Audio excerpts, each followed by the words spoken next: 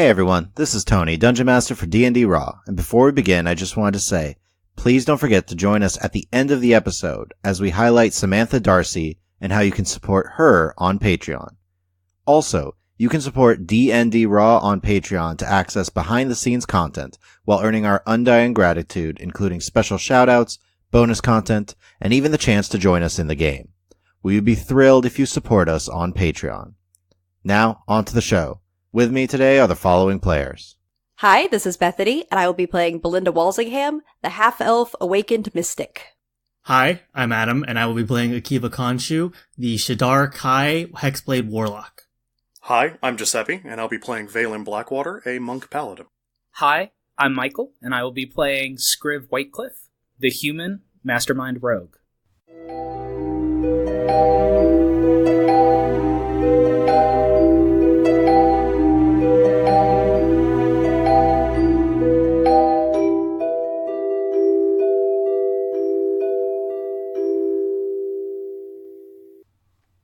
Last time, you made the 10-day journey from Aspen Brook to Ahmiran, getting to know a little bit about each other along the way. Then, after 10 days of meditation, contemplation, sparring, and games of cataclysm, you finally arrived in the port city of Ahmiran. From here, you began making your way over to the Thistleton Inn to find a place to rest for the evening, and stopped off in the market for some delicious fried fish, where you learned you needed to speak with Constable Olga in the port barracks if you wanted to learn any more information about the cleric that you have come to meet. So, you guys were making your way towards the Thistleton Inn. As you guys are walking past, you do pass by a few shrines to 3 different deities. One of them, because you all rolled really, really well, you immediately recognize Vumera's shrine, the symbol of a large tree surrounded by a wreath of grain. Okay. You'll see the symbol of a set of scales resting on a greatsword. Okay. You know we're gonna try to find out what these are, right, Tony? Yeah. Yeah. Just go ahead, everyone, roll a religion check. Okay. The other symbol is that of a crescent moon. One check for both? It's just going to be one for both Oh, of them. okay. So I heard nat 20 from Valen. 18 for Belinda. And Akiva? 16. Okay. So you know that the other 2 shrines are that to Arlios, the god of war and justice, and Vladir, the elven god specifically of magic and art. In terms of what you know about them beyond that, It was Arlios and who? Arlios and Vladir. Vladir. Arlios is generally prayed to in terms of any sort of issue on a court or justice, or if need be, as a protector, as a defender of people in times of war specifically. Vladir, meanwhile, is a god of magic, said to have brought magic into the world in the first place, and is a close ally of Arlios. Okay. Specifically, he is known as the father of the elves. So that makes sense. Okay. Well, we're not gonna stop in right now because we got stuff to do. Yeah, because we're going to the, water barracks, basically. I don't know. You said something about water and barracks. I thought you were going to the inn. I need to go to the end. Yeah, we're gonna go to the inn first, and then Okay. go to the barracks because they're apparently it's right down the street. Yeah, they're not far.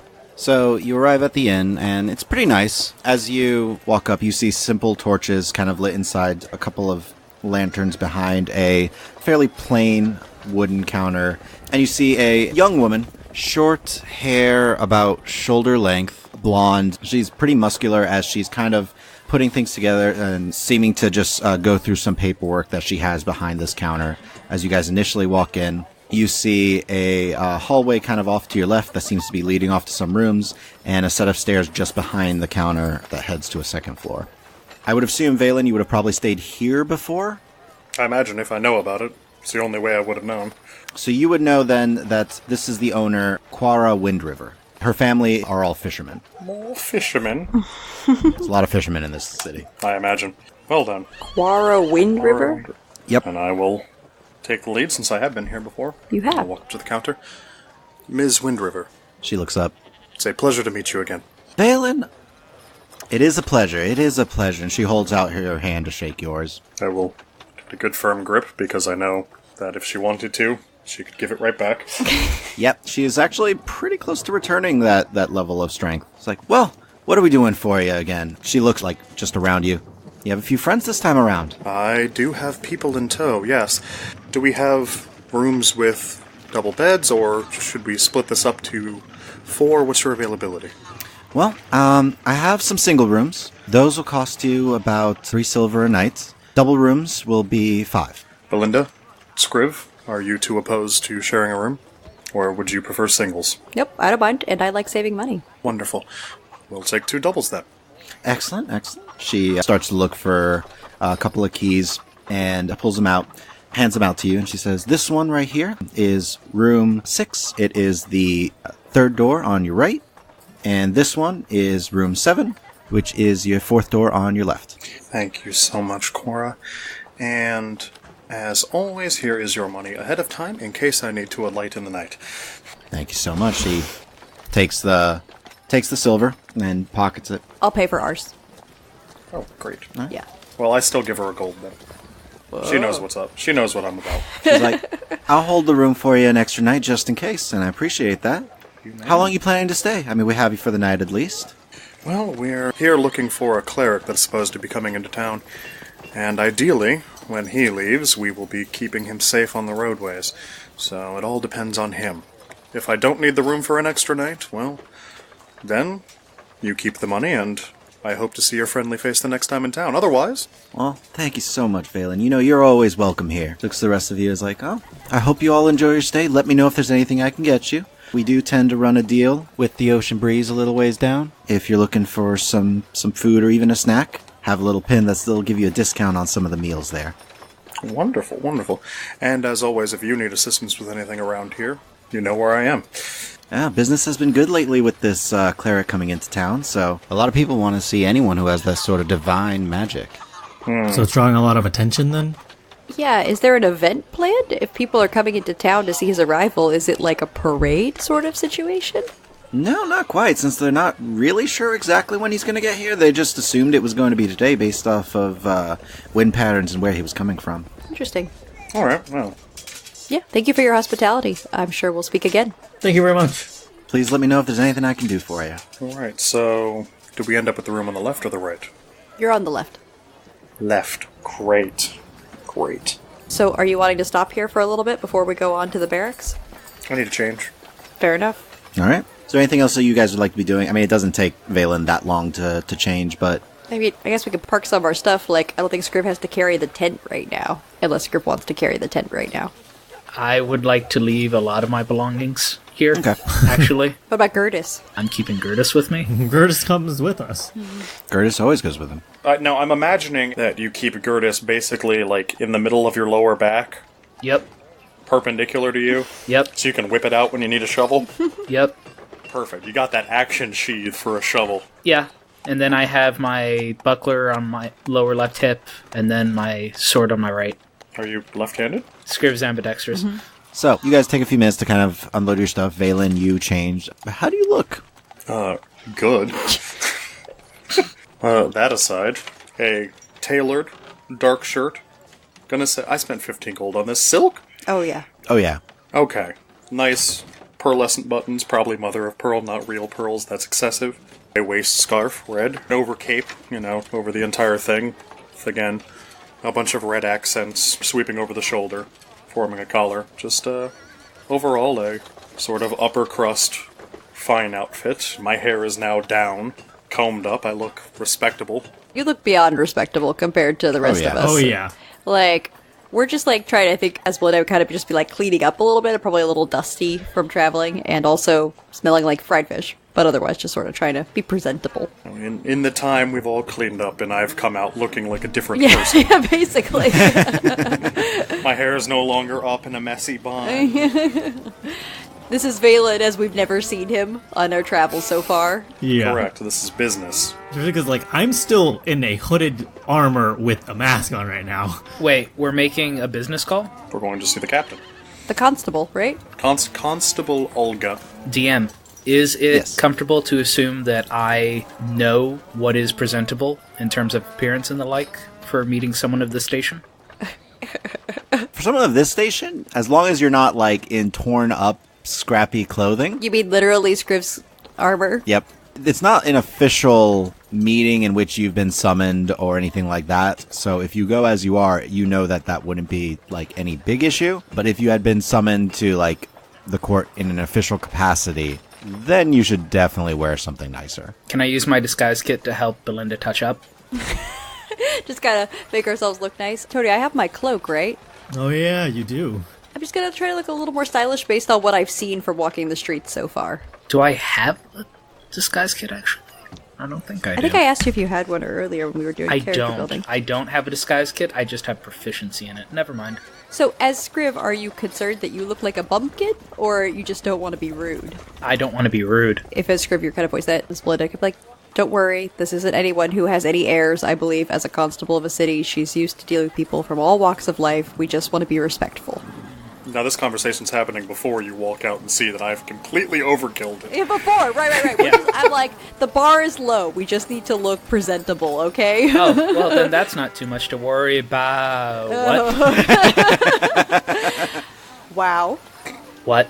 Oh, you're wearing this again. I like it. I always enjoy seeing this one. Well, I'm going to approach these people as a representative of my goddess, looking to speak to a representative of another god. I need to do this correctly.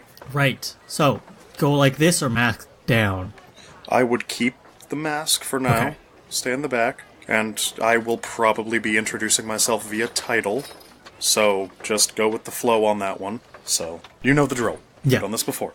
You might want to explain it for our new friends. Yeah, I look over at Belinda and look back. No, we don't really have a drill. We just give our names and figure it out from there. So what's the drill for you guys so that we are prepared as a group for this? Oh, the drill is just, Akiva doesn't rush up, grab hands, start shaking, and introducing everybody for them. He tones the friendliness down slightly so that I can come off a bit more professional. Right. Okay. Well, for Scriv and I, not to speak for Scriv, I think normally we just introduce ourselves and provide some context as to why we have arrived, and That's it. that's it. That's our MO. So I think that'll work out. Great. Alright, off then. It's about 10 minutes that way, and I point. So, you guys begin to walk through. You come up across small bridges that separate the main part of the harbor with the rest of the city, as a thin channel of water passes underneath. As you travel southward, you arrive at a fairly plain, very simple stone building. Pretty large, but you see it's a bustle of activity as guards kind of keep coming in and out of this particular building. You do know that this is the port barracks. Great. Well, does anyone take exception to me going in there and simply asking for Olga, or do one of you want to do it? No, I'm just distractedly looking around. There are a lot fewer people, but I'm just trying to catch snippets of conversation. It seems the direct approach is probably the best. Yeah, let's just all go. Alright, yeah, I'll just take a couple steps ahead of the rest of the party and act like I deserve to be anywhere, so that hopefully we don't get stopped before we get to the front. Okay. Confidence is key. Exactly. You get up to the double doors and push them open. Inside, you see several different guards just moving about. One is just kind of sitting a little ways back, and as soon as you enter, stops you. You see a dwarven male wearing plate armor and a large maul across his back. You see a thick red beard that's tied real tight into a braid, and thick bushy red hair. This is the man sitting, or the man stopping us? The one that's calling out to you right okay, now. Perfect. Hi, what can I help you with? Walk up to him. I am Cantor Aurelian, and I am here to seek out information on the cleric that you have coming into town. Ah, then you want to talk to Olga. Yes, that would be All phenomenal. right. Come on. And he starts to lead you down a couple of hallways past a few different doors. You kind of catch a few glimpses inside as there's a couple of beds inside. You see one that has like a few tables. Some guards are at rest. Others just seem to be just moving about. I'm going to surreptitiously flash a thumbs up to Akiva. He's doing great. Yep. How surreptitiously? I assume we all see it. Oh, yeah, I mean, just literally, the guard is ahead of us, so I'm just going to turn around. Yeah. Nailing it. So as you guys are walking through, he stops at an open door in which you hear snippets of conversation inside about, it's like, no, post a few more guards over here just in case. As you walk up, the dwarf just slams his fist against the open door. Hi, constable, you have some visitors. You have time? And as you all peek inside, you see this one human man talking to this very, very beautiful half-elven woman. Very short, chin-length blonde hair, bright blue eyes, very tan skin, wearing a full suit of plate and a shield kind of strapped to her back, a long sword at her side. It's judgmental of me, but the name doesn't fit. Anyone else? Anyone? No? Okay. Not an Olga? She looks up and kind of immediately looks you, Valen, up and down. Have we met? No, ma'am, I don't believe we have. She turns to the guard next to her, like, see that this is done. Closes a book that was on a desk there and puts it away. She nods to the dwarf. Thank you, Orsic. Can I send a quick telepathic message to Scriv? Yeah. Did you see what the book was? Did I see what the book was? Roll perception. 14. You saw what looked to be a list of names and what seems like locations. You get the impression based off of your quick glance that seems to be guard placements or patrols. It's telepathic, isn't it? She's communicating to you telepathically, yes. Yeah. You can respond. I sent her the mental picture of what I saw. Okay. There you go. Thank you. I imagine this isn't the first It's a good time trick. we've done this, so... Yeah, No. this is kind of a standard thing. We're quietly assessing. It's what we do. Thank you. Mm-hmm. And she just turns to the dwarf.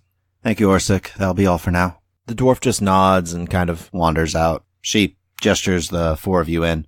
What can I help you with? Apologies for disturbing you in the middle of your preparations. We've come into town, as I gather many people have, effectively seeking an audience with the cleric coming in, and we've heard word on the street is that you will be keeping an eye out for this cleric when he arrives, and we're simply hoping you can help us get in touch with him. Which shouldn't be any problem. There was a storm about a day or two ago that might have slowed him down. I suspect he'll be here either tonight or early in the morning. Wonderful. Does this cleric have a name? We've somehow avoided that.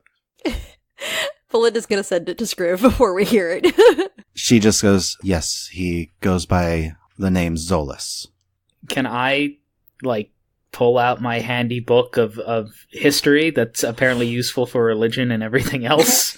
It's an encyclopedia. I love how Scriv's just ignoring the conversation now he's reading his book. You can roll a history check on this. I mean, yeah, usually Belinda handles all this, and, I mean, I could sit back and analyze this person, but you seem to have a handle on it. Yeah. You do notice she is kind of looking all of you up and down a little bit, as if she's trying to study you. 11. You're more from the main part of the Vremer Empire. You've kind of a couple of times on Travelers, you've heard them mention the name Zolas, but beyond that, you don't really know anything about him. I mean, probably not important beyond the fact that he's a guy, so. I realize I've been rude, actually. And haven't introduced us. Basically, yes. So, as I see that she's looking us all up and down, I apologize. Madam, I have not introduced myself. I am the Cantor Aurelian. I am a dedicant of Eshonai, and I am simply looking to speak from one servant to another of the gods with Zolas here. These are my companions. They can introduce themselves. I point at Belinda, and then in turn down the line. Belinda Walsingham. Scribner Whitecliff. Akiva Conchu. A pleasure to meet you all. I'm Constable Olga Marsk. As we said, we're staying at the Thistleton Inn. If I were to perhaps hire a courier, or perhaps we could even do shifts here, could we be alerted when Zolas arrives? You simply wish to speak to him as one servant of a deity to another? Effectively, we have to open conversations that way. Do you have any other business with this cleric? Yes, we'll be upfront with you because you seem like a forthright, honest woman. We've also been hired to provide some support to him on his travels, and simply to be an escort as he makes his way from the city. You intend to escort him away from here? That's what we were hired to do, and we figure the first step is to actually meet him. And determine if he wants to leave, because otherwise... I don't like the way she said that. Do you say that out loud, Scrib? I mean... Yes. Yes. Yeah. Confirmed. Yeah. Yes. My apologies. There's a lot of rumor going around, and I have no proof of it, but there's claims that he is a pirate and has taken goods off of ships before. I cannot confirm that this is in fact the same pirate that has conducted several raids on ships, but... Well, I will say we weren't hired to guard a caravan. Simply him, so... I would like to subtly pull on, Belinda's sleeve Mm-hmm. and just, lock eyes. She'll be like, yeah, Scrib, what you got? Telepathically. What are the chances that she's going to try and arrest the person we're going to bodyguard? And we just told her that we're going to try and escort this guy, who might be a wanted criminal, out of the city? Perhaps we can focus on the fact that we are taking him out of the city. She doesn't seem to have any proof, so as long as she doesn't get that or have further evidence that he is going to do something, it seems like she might just want him gone. Okay. I think we just emphasize that. Then I just pull out my book and go back to reading. She's looking at each of you as this is happening, and she looks at you for a second, Scriv, as you lock eyes with Belinda, and she goes, "If you're concerned about me interfering with what you intend to do, as long as you are escorting him away, we will have no problem." Well, I for one, would welcome if he turns out to be a pirate and you do feel the need to lock him up. Was not paid for any manner of jailbreak. So, please, we will not get in your way. Yes, we have no interest in disrupting law and order in your city. We are here as visitors and guests, and I have the utmost respect for what you're trying to do here. It's a very lovely city. I'm really only here, as I said, to speak to the man, and I can do that whether he's in chains or walking beside me on the road, so... We're like throwing him under the bus so hard. She seems to relax a bit at this, like, "I do not intend to arrest him upon arrival. As I said, I have no proof of his wrongdoing, but I am taking every precaution, considering the rumors I've heard." And her eyes do stop on you, Akiva, and are staring right at your eyes. Darn. So, Tony, I'd like to use an ability. Yeah, go ahead. I'm going to use my View Aura ability. So, as an action, I can study a creature's aura until my concentration ends, which can be up to an hour. I can see the target, learn if it's under any magical or psionic effects, hit point total, and emotional state. Also, I have advantage on charisma checks against her. Okay. Not that I've had to make any yet. So, you focus as the auras of everyone in the room kind of comes into view, and you focus your attention on hers? Mm-hmm. Okay. You don't see any magical or psionic effect on her, and her hit point total is 112. We need to be really nice to her, you guys, outside of in the metagame perspective. Okay. And emotional state is cautious. Okay. I will quickly say to Scriv, this is a woman we want on our side. Telepathically? Yes. Yeah, I'll say it, sorry, telepathically, of course. See if you can ask how widespread the rumors are. She might not be wanting to do something, but that doesn't mean that someone who blames him for a lost shipment might not try to take the law into their own hands. That's a good point. I'm definitely focusing too much on the details. We need to get an idea of the bigger picture. I guess I'll kind of like try not to meet her gaze and just kind of stand there and make myself a little bit invisible. So you're going to get more shifty? Do I notice that she's beginning to stare past me and at Akiva? Yes. Okay, that while she's not looking at me, I would like to turn my eyes gold, so that the next time I look at her, hopefully I distract her. You're like, hey there. Should have led with that. I forgot as part of my ensemble. You don't want to lead with your big move. You got to build up to it. Yeah. She stops for a minute, and then her eyes do immediately meet yours. You're an Asimar. Correct. Soulbound of the Celestial Intara. What is an Asimar and a Shadar Kai doing together? So far, we've been traveling, seeing the sights. He's new to the plane. Well, relatively, we've been together for 1.5 years now. I guess since the jig is up, I'll lower my Shameful mask. Yeah. I'm actually, for the foreseeable future, a permanent resident of the material plane. I will then assume you are not here to see a death. No, ma'am. I will have many guards on watch throughout the city. Keep the mask on. Yes, ma'am. So then I'll lower it back down onto my face. I love this demure, polite Akiva, oh no, man. She's so good, though. She saw it through my mask.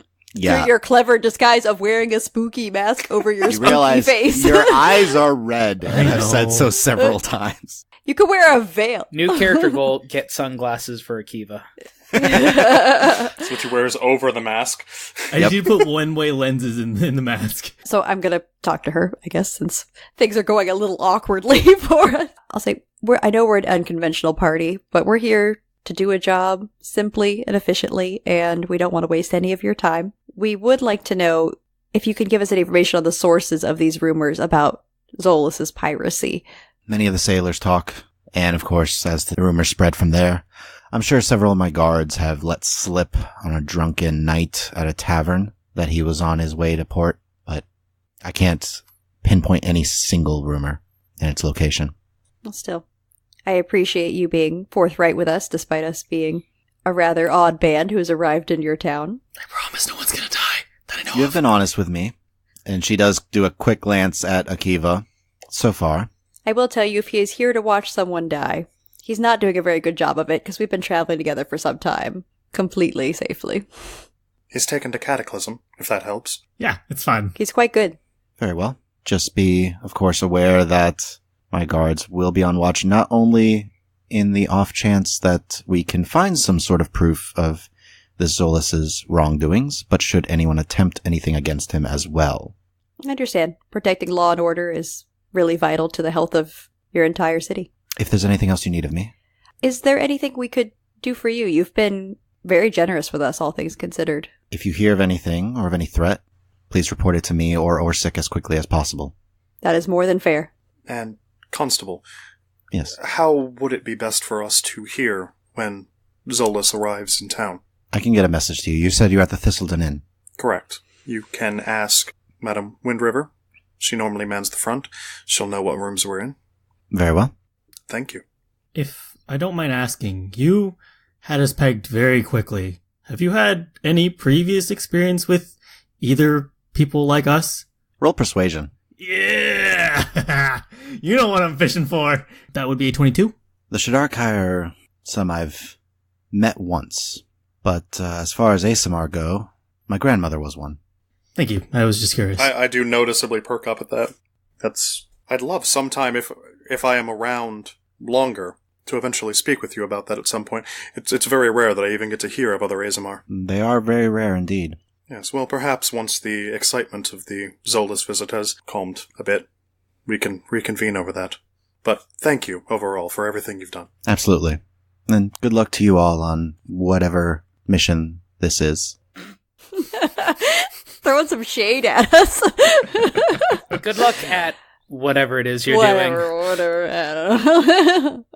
Your vague thing. Your ill-defined goals. I mean, basically. All right, I think we will politely leave. Yes, extricate ourselves. She nods and is like, I need to do a patrol myself here. I'll escort you out. And slowly walks you out of the building. Is she the first one out of the room? No. Okay. So we will all pool into the hallway and wait for her to lead us out. She basically goes up to the door and, like, calmly gestures like, please feel free. Go ahead of her. Okay. Yeah, we all leave, I guess. All right. So she closes the door behind and you see her lock it as she then goes in front of you and starts to lead you out of the building. Mm-hmm. She's a cautious woman. I respect that. Yes, she is very cautious. For fun, Yeah. while I'm being quiet, I'm going to try and see if I remember how we came in and match it with how we're getting out. Okay. Just as a mental exercise. You're studying the path in, and it seems she is taking you on the exact route to get out. I will be pleased with myself that my memory is that good. All right. So, Gives himself a mental thumbs up. heading back to the inn then? Turning in? I suppose that would be the best. It seems like we've done everything we can here. Akiva and I will stay up late talking about how excited we are. Someone recognized us. Yeah. They saw through our disguises. Wait. So quickly. I'm sorry. No part of what I was doing was a disguise. Nope. You were extremely ostentatious. That's exactly the word. Me slumming it around, normally That's the disguise. Yeah. with a different name is the disguise. Yep. So are you guys heading back to the Thistleton Inn? Yes. Tired. Yeah, I would imagine we've had a long day of travel, so Well, Yes. rest I would is- like to speak to Valen once we get back. So you guys are back. You can move about as you please. The sun is going down. It's starting to get pretty dark out. Akiva, one game of Cataclysm before we turn in? Sure. Yeah. Just one. Nerds. Ah. So I guess Belinda and Valen are actually going to talk. Real words exchanged. I'm so nervous. So this is a new persona for you. It's not a persona, it's a slightly upscale way of speaking and an official title. I am a representative of my church. In so much as it can be called a church, and in so much as the only actual acolytes I know have all been trained by me in one manner or another. So you are the leader of your own, I'm not going to use the word cult because I think it's offensive, but religious sect? Sect is a fair word, yes. And I don't know that we have leadership beyond a loose conglomeration of people who have earned the title of Cantor. Interesting. But that aside, I suppose yes, given that I spend most of my money basically sending, supplies and raw money back home so that somewhere there can actually be a small, thriving study of my goddess. I hadn't realized that, so this is why you adventure? No, I go about doing as my goddess would wish me to do, sharing in the struggle of the people around me, aiding when I can, growing, waiting eventually to find the purpose I was here for. I thought it would be the entire, profit angle, having a deva. I wrote a lot in my youth, but it's not even 25. I wasn't even as old as Scriv when I finished writing all of our different religious documents. So, I've been traveling for 40 years. Eventually, I assumed I would find a purpose. Still searching? Well, now I have a very clear goal. My Deva's gone missing along with everything else that's gone wrong in the past year or so. Don't worry, we'll find her. As I just lean over.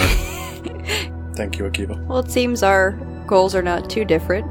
Yes, it's a dar for you, based on the symbology. Yeah, I definitely thought I had my life kind of mapped out, become a follower of a dar, move into being at the temple, eventually become a cleric, and one day that just all changed. I suppose I'm one of the lucky ones, I didn't lose any power, I didn't lose all direction in my life, I still was on the cusp, I suppose, where I could choose to do something different, rather than feeling like everything has been shattered, which is tragically all too common these days. There's a lot of lost people. Seen quite a bit of that. I might have joined them myself if it wasn't for how unrelentingly upbeat my traveling companion has been. He really is pretty much a constant source of joy and positivity for a follower of death. Yeah, it's very difficult to wrap my mind around, but it's what he is, and I accept it, and I'm thankful for it. And as you say, I'm lucky that I was born with, I believe, all the power I'm ever going to have. Losing my Deva didn't exactly impact that, though it did leave me a bit adrift. And without the connection we shared, I've had some difficulty getting back into the swing of things, but I'm working on that. You've done really well.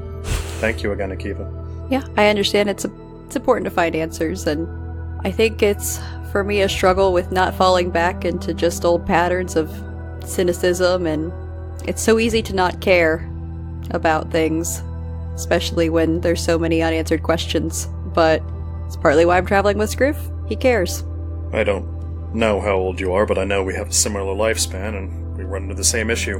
Eventually, the cynicism does try to take hold, so it's good to travel with people that keep you grounded. I'm assuming that we're listening to this conversation? Oh yeah, we're not hiding it.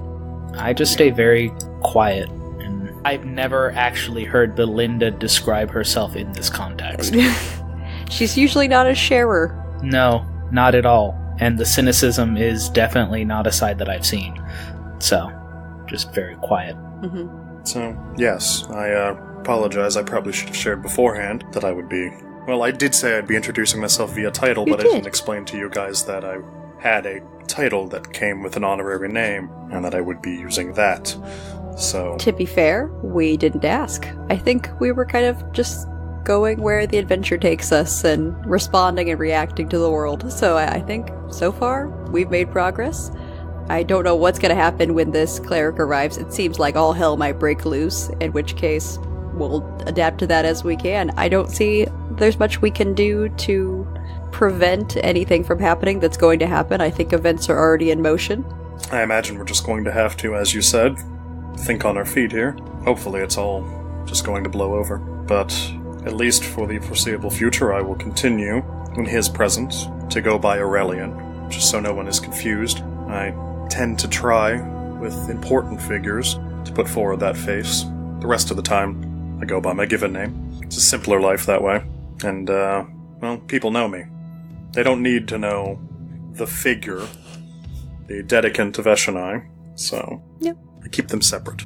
I know what it's like to have a name that comes with certain associations and expectations depending on who you're talking to. Then you understand. Good. So, now that we've had a really heartfelt conversation, how's the game going? Just turn over, there's like 14 too many pieces because both of you are cheating.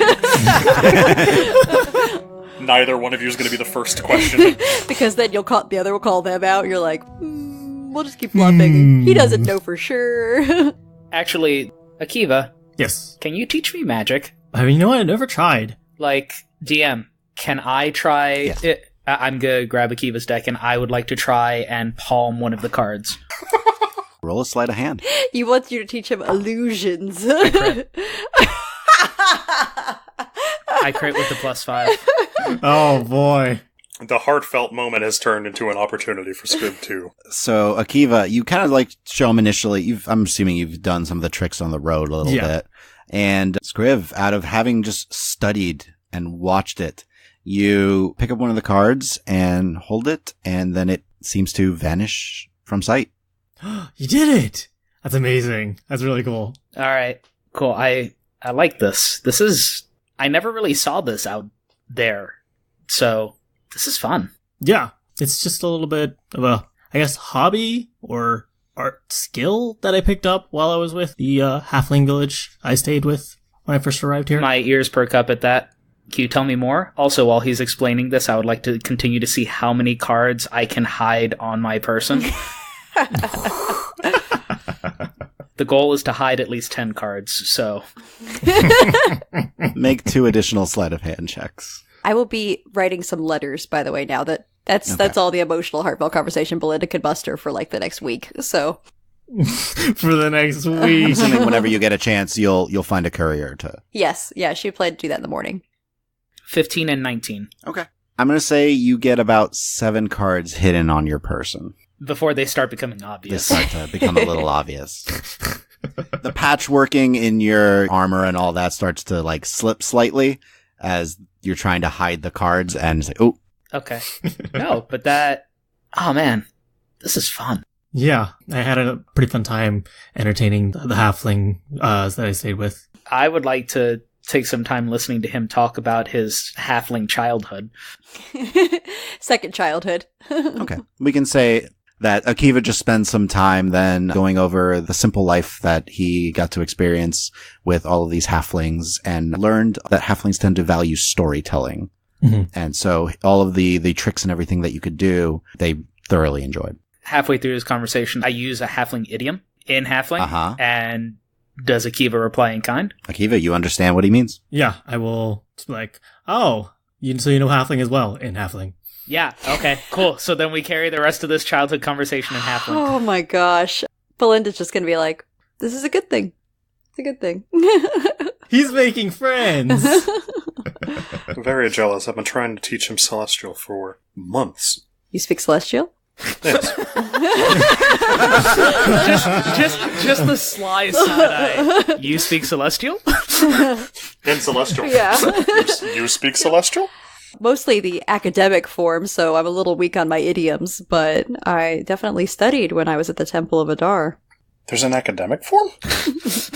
I assume, Tony, that it's like the really formal It's like Latin? Latin. It's yeah, Latin. It's like Latin. It's kind of how I always picture it sounds a little stilted, I'm sure, and overly formal and dramatic, as opposed to what I would assume is actually Celestial being spoken. Which, Valen, you kind of have a sense of both. Yeah, it's very, very religious in its sort of symbology. checks out. Yeah, Whereas I learned it, from someone who just speaks it. right, yeah. So I can be a little casual. And possibly Belinda's pronunciation might be a little unusual because she mostly learned by reading. That's fair. Yeah, That's fair. yeah. Still, exciting. Yeah, exciting. So I'm sure we exchanged some conversation further in Celestial about how no one knows Celestial. Mm-hmm, mm-hmm. And it's such a waste. It's such a rich language. Is there anything else you would like to do before you guys turn in? Nope. No? I think Belinda would talk to Scriv just a little bit. Just kind of checking in. Just sort of, how are you doing? Because this is an entirely new experience. Better? A lot better. I was not expecting the walls to be so big. I probably didn't prepare you for the scale of what a city is like. I think No.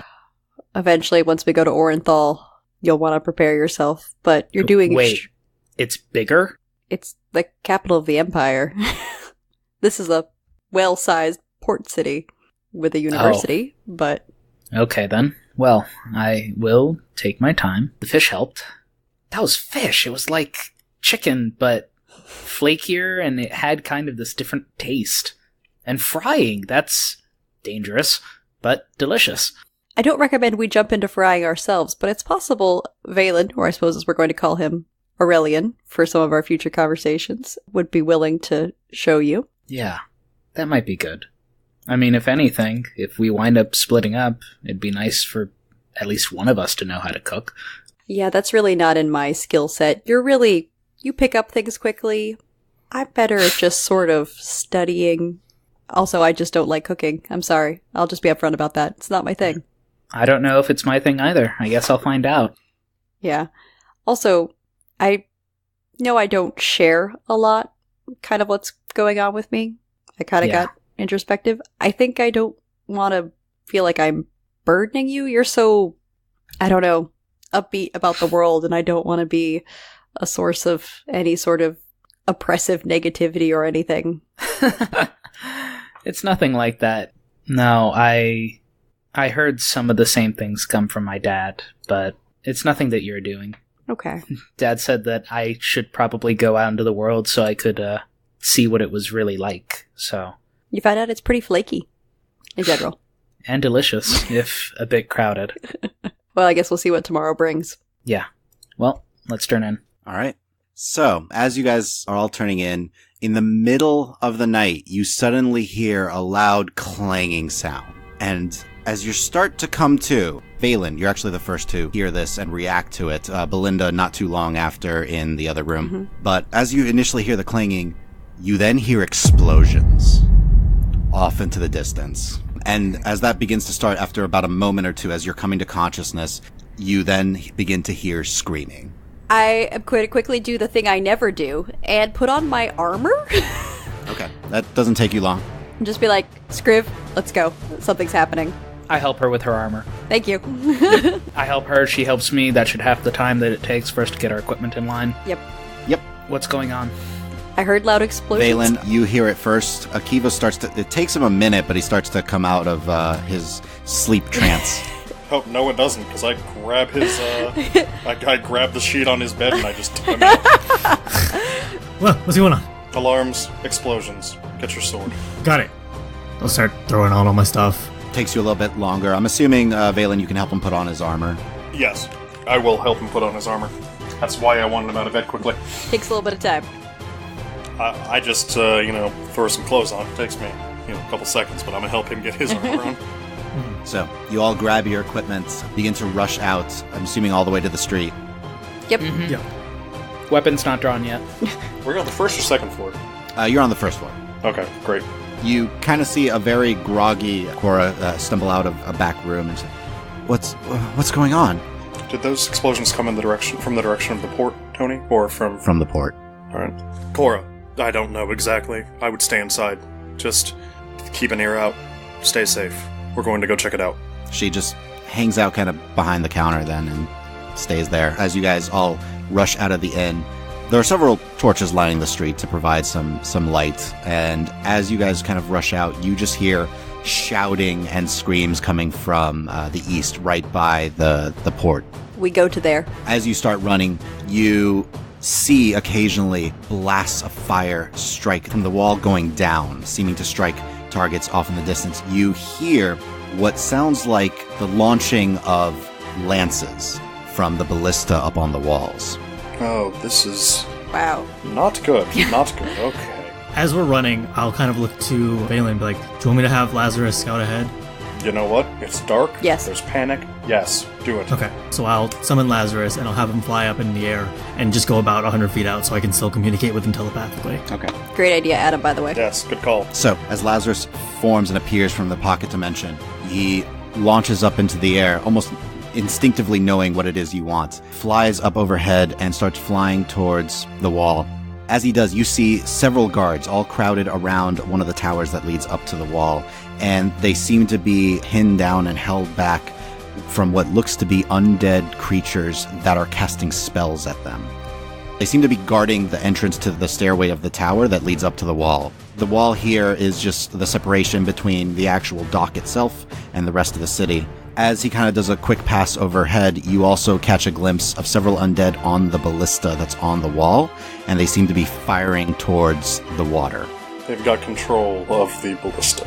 Okay, I'll relay this to the group. It seems a group of undead are on the ballista firing into the water.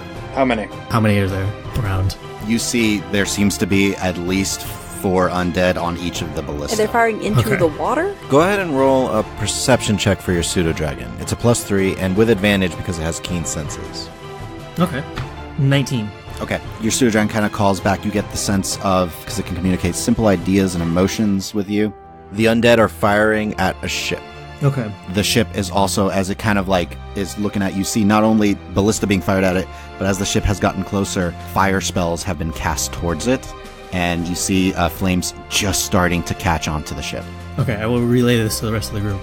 Could it be possible they're trying to attack the cleric? Oh, definitely. The ship still seems to be like a good 80 to 100 feet from the dock, but it's kind of just pelted by these bolts. Okay. Adam, I would like you to roll a stealth check for Lazarus as he's flying overhead. Okay. +4. Okay. 21. So as Lazarus swings around and starts to fly overhead, you guys, I'm assuming, are still running in that direction. Oh, yes. Yes. So you guys are almost towards the wall. You now can hear the sounds of combat. What's the light like? It's low light right now. Dim light, okay. Because there are torches along the walls to provide some form of light. If you notice, though, on the dock, though, it's pitch black. So if you go past the wall, Scriv is going to have a hard time seeing. Yeah, so knowing that he is the only one of us who will have difficulty any seeing, while we're running, I am going to reach out and just tap his shield and cast light on it. Okay. So Scriv, your shield begins to glow with a soft light, and you can see a lot more clearly right now. Can I hold it without getting the AC bonus? I'll say yeah. It is hanging from you. It already has a 20-foot radius, right, and then another 20. Yeah. Tony, I'm going to focus on my precognition discipline. Okay. That gives me advantage on initiative rolls. All right. So you guys are coming up, and you hear what sounds like fighting both off to the north of you and to the south, both to your left and right, as well as a tower that's just a little bit in front of you. You see several guards kind of ducking behind one of the buildings as bolts of what look to be like a dark energy slams into the walls. One actually hits one of the guards, and he drops to the ground. Okay. You guys are about 50 feet from the guards that are hiding behind the building. How far are we from the guard that just got taken out? 70 feet from him. Shoot. He is in the open. Okay. As we're running up, I will kind of just telepathically order Lazarus to kind of stay within like 100 feet of us, but fly around and keep out of sight, and alert me if anything, I guess, big happens. Okay. Roll one more perception check with advantage for Lazarus. Okay. 20. Okay. One thing Lazarus will say to you is, while there are several different undead there, he notices there seems to be one in particular that is talking to all the others and seems to be coordinating, and he's up on the wall, but he's not at a ballista. Okay. It seems that there is a commander to all these undead, and he's on the wall. How far is he from us, Tony, the commander? Do we know? The commander is up on the wall, about 80 feet down the wall from the tower you're at. And we can't see him yet. You guys can roll perception checks. You're coming up to the guards that are being basically pinned down with stones. Okay. Belinda? 23. Valen? 19. Scriv? 21. And Akiva. 19. Okay. You guys can just see a figure that's definitely standing taller than several of the others on the wall, but he's surrounded by about 5 different figures. I'd like to use one of my abilities then. Okay? Could use my mind thrust ability that lets me do psychic damage from 120 feet. I just need to be able to see him. Okay. As you're coming up to the wall, I'll say you're in range, and it's an intelligence save. Yeah, DC 14. He fails. Okay. Ooh. I'm hoping this will also be distracting. 7 points of damage. Okay. Dang. All right. So you focus, and immediately you see his head kind of recoil to the side, and he starts to look around. Really quickly, can I cast Armor of Agathis on myself? Yeah, go ahead. Okay. So you focus your arcane energy as cold tendrils begin to swarm over your body, and you feel a little bit more protected. As this happens, the leader of the undead forces starts to look down, and he notices the 4 of you rushing towards the wall. He leans over to one of his people and just seems to say something. And I need all of you now to roll initiative. All right. And that is where we're going to leave this episode for today. Thank you all for listening. Please share this with your friends and follow us on Twitter at Rules As Written, or check out our website, dndraw.com. Feel free to email any questions to the DM at dnddraw.com. Also subscribe and leave us a review or a comment anywhere podcasts are found. Thanks for joining us on our adventures.